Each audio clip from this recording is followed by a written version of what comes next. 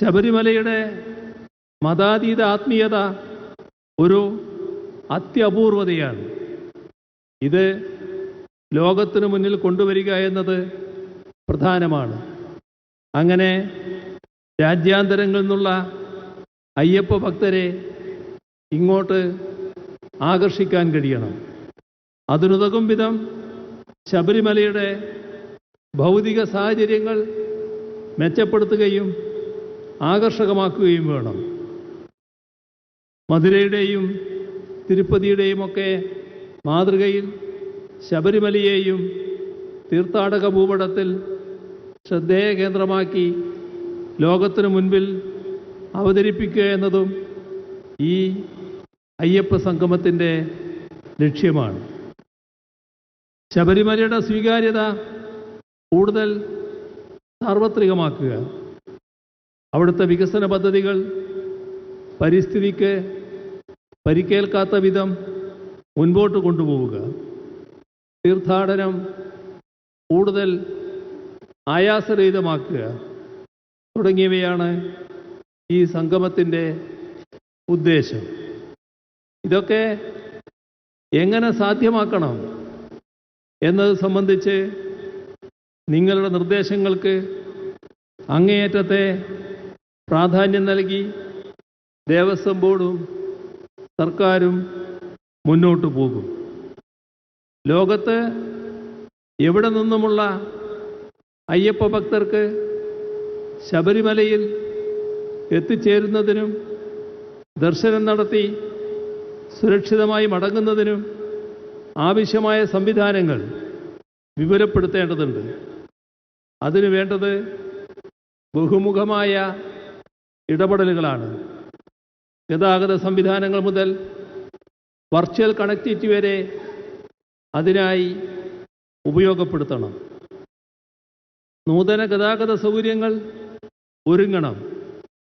ഭാഷാഭേദമന്യേ അയ്യപ്പ ഭക്തർക്ക് വിവരങ്ങൾ ലഭ്യമാക്കുന്നതിനും registration നടത്തുന്നതിനുമുള്ള പോർട്ടലുകളും help ഡെസ്കുകളും ഉണ്ടാകണം.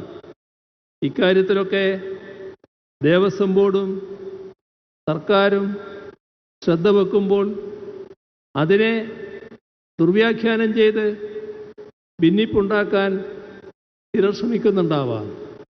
അത് ശബരിമലയുടെ താല്പര്യത്തിലല്ല, ഭക്തജനങ്ങളുടെ താല്പര്യത്തിലുമല്ല.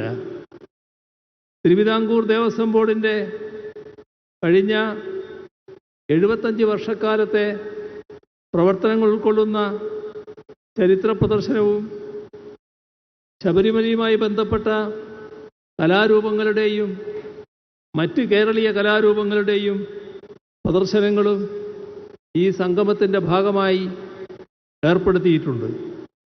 അതിലൂടെ ശബരിമലയുടെ ഖ്യാതിയും തിരുവിതാംകൂർ ദേവസ്വം ബോർഡിൻ്റെ മാതൃകാപരമായ പ്രവർത്തനങ്ങളും മാത്രമല്ല കേരളത്തിൻ്റെ സവിശേഷതകളും ലോകമെമ്പാടും എത്തിച്ചേരും. ഇത്ര കാലവും ഇല്ലാത്ത ഈ സംഗമം ഇപ്പോൾ എന്തുകൊണ്ടാണ് എന്നാണ് ചിലർ ചോദിക്കുന്നത്. മാറുന്ന കാലത്തിനനുസരിച്ച് തീർത്ഥാടക പ്രവാഹം വർദ്ധിക്കുമ്പോൾ അതാവശ്യപ്പെടുന്ന രീതിയിൽ ഉയർന്ന് ചിന്തിക്കേണ്ടതുകൊണ്ട് എന്നതാണ് ആ ചോദ്യത്തിനുള്ള ഉത്തരം. ചിലർ ഇത് തടയാൻ കോടതിയിൽ വരെ പോയി എന്നത് ഖേദകരമാണ്. അയ്യപ്പനോടുള്ള ഭക്തിയോ വനപരിപാലനത്തിലുള്ള താല്പര്യമോ വിശ്വാസപരമായ ശുദ്ധിയോ ഒന്നുമല്ല അവരെ ഇതിനൊക്കെ പ്രേരിപ്പിക്കുന്നത്. ഇത് ആർക്കാണ് അറിഞ്ഞുകൂടാത്തത്?